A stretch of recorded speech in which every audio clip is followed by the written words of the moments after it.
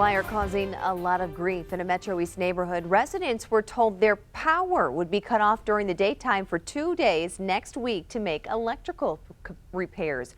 Good evening, everyone. Thank you for joining us tonight. I'm Claire Kellett. And I'm Corey Stark. With concerns about COVID-19, residents told us they didn't want to go to a cooling center. Investigative reporter Chris Negus started making calls, and now he's getting a totally different story.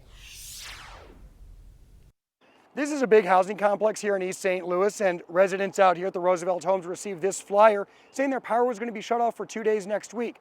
Turns out it was a big waste of time. I'll explain why in just a second. This is a low-income housing complex. Many of the residents tell me they're on government assistance. They don't have money for a hotel.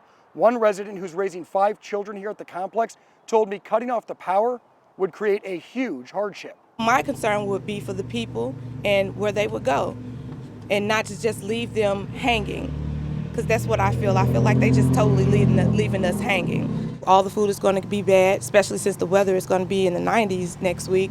So I'm pretty sure that it may not hold up. This was the very last minute. Like, we totally got this in the storm door the day before yesterday.